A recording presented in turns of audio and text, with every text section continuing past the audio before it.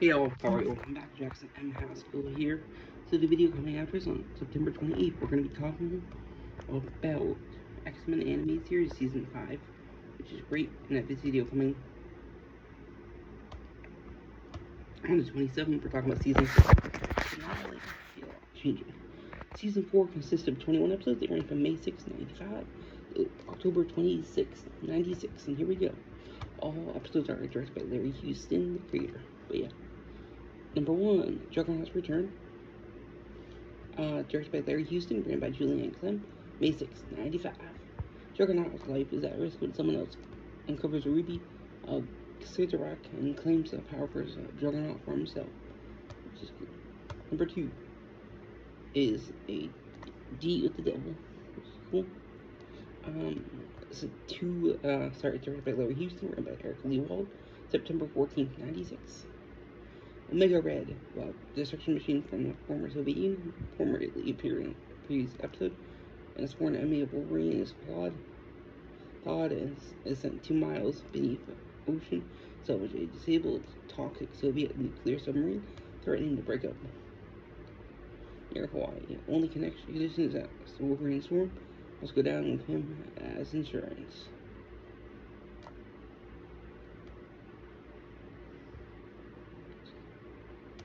Yeah. Okay, next part is Sanctuary. It's a 2-part episode. Both are directed by Larry Houston, written by Part 1 Stephen Elchin and David McDermott. Part 2 is Jeff Saylor, October 21st and October 28th, respectively. Weary of battling for mutant supremacy, Magneto offers to transport all mutants on orbiting asteroid named Asteroid M, where they can live peacefully and human-free lives. However, Fabian Cortez tricks Magneto into an escape pod and launches him into space. On Asteroid M, one of the home bases of Magneto, and Fabian knows the ability to augment the powers of other mutants. Yeah.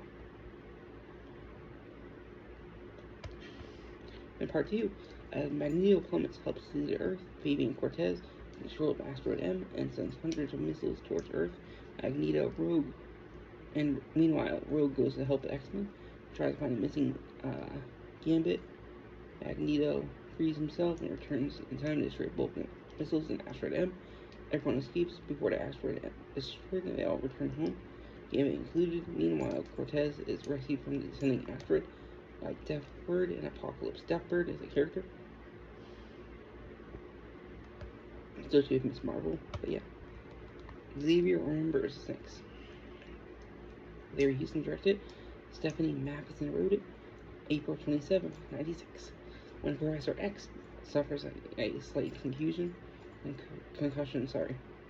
powerful psychic mind is suddenly open to manipulation. The Shadow King takes advantage of this and takes possession of Xavier, leaving his mind trapped on the astral plane. Shadow King first appeared in Season 2. Yeah, Courage is next. Directed by Larry Houston, written by Michael Edens and Sandy Shenzi, which is cool. September 23rd, 95. These are all out of order because of previous seasons, but yeah. The day Morph rejoins X-Men, Terra Stack a top-secret high-tech weapons factory. He starts interrupting a homecoming party. Secrets No Longer Buried is next, directed by Larry Houston, written by Mark Onspacher, February 17, 96. When Cyclops flies solo to a tiny western desert community, an old friend.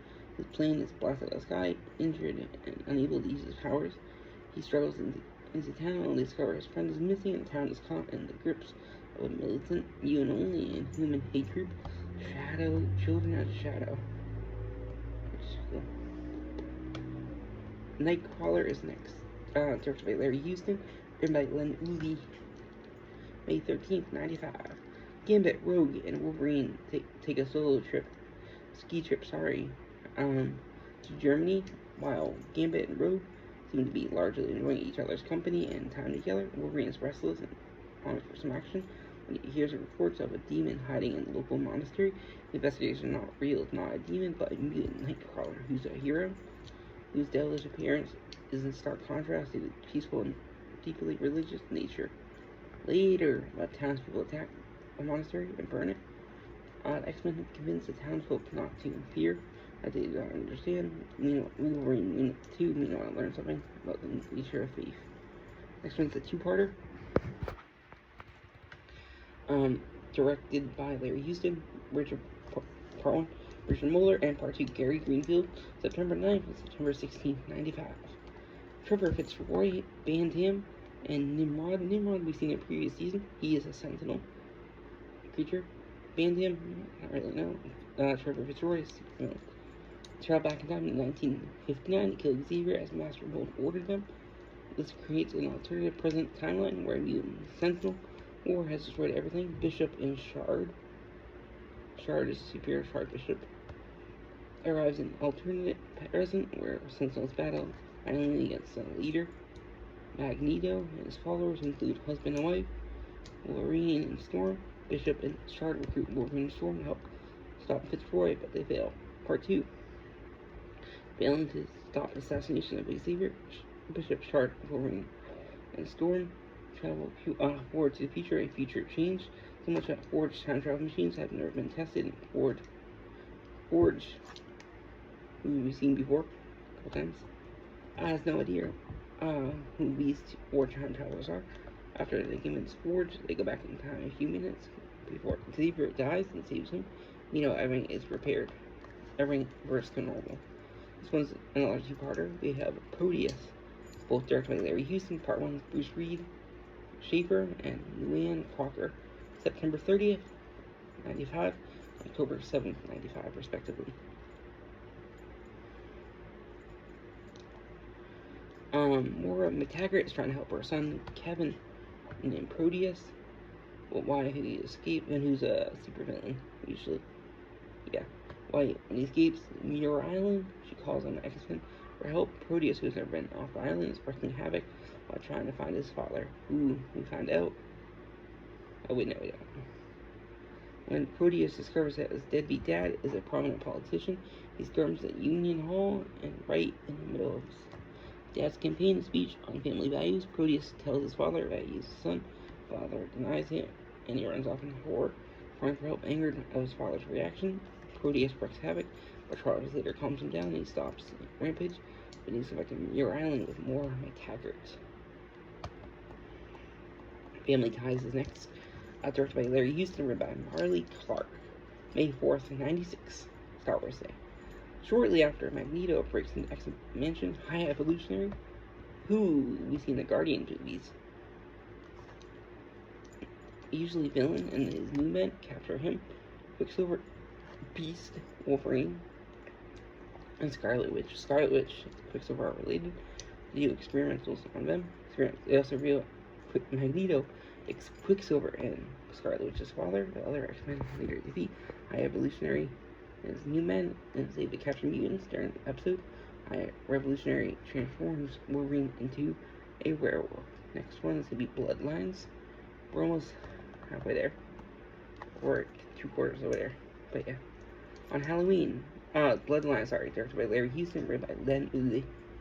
On Halloween, on October 26, 96. On Halloween, Nightcrawler gets a mysterious message. He is informed that his birth mother, whom he never known, is in trouble. He turns to X-Men for assistance. Jubilee is baffled that Nightcrawler wants to help his mother, who abandoned him. Nightcrawler admits that there has been pain, but his faith and God has helped him overcome her rejections. Plot thickens when one of the team members recognizes Nightcrawler's mother's voice. Spoilers, this is gonna be Mystique. Lotus and Steel direct as next. Larry Houston wrote it. Ted Peterson and Francis Moss wrote it. February 3rd, 96. Wolverine, losing control of its X-Men, and returns to World Japan of his younger days. In Africa, to find himself, he works peacefully for a spiritual teacher, the monk Oku, to build a temple, but when the neighboring is attacked by the bandits led by merciless Silver Samurai. Unless payment is made, some of the villagers want to resist, and Wolverine, for help, Silver Samurai is a villain. Wolverine is torn, as this has been the sort of thing he has wanted to leave behind. Wolverine beats Samurai in single combat by taking advantage of Samurai's habit, teleporting behind him. Wolverine anticipates the move and disables the teleportation device, humiliating Samurai. Weapon X lies and videotapes is next, which is cool. Larry Houston directed this, written by David McDermott and Stephen Melching, June 11th, 1995. A cryptic photograph unleashes a flood of maddening, painful memories in Wolverine that threatens to drive him insane. To keep his mind from coming apart, Wolverine and Beast travel to the location, the answers to his hidden past, the top-secret Weapon X factory.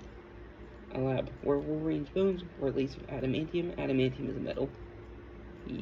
Mary discovers other former test subjects, Sabretooth, Maverick, and Silver Fox. Silver Fox was his girlfriend in one of the movies, and Maverick has also appeared. Or suffering from similar mental breakdowns, later find out that many of the memories were implanted and that true memories are destroyed with the lab. Have yourself a Morlock, Little Xmas is next. Directed by Larry Houston, written by Eric Lewald, Larry Pafan, which is cool. December 23rd, 1995. As all the X-Men prepare for a festive Christmas, foster child Jubilee is thrilled. She, Storm, and grouchy humbug Wolverine go last-minute Christmas shopping in Manhattan, only to get caught in a life-or-death situation involving Leech, a young member who can steal people's powers of a Morlocks. Morlocks appeared first in season 1 or 2.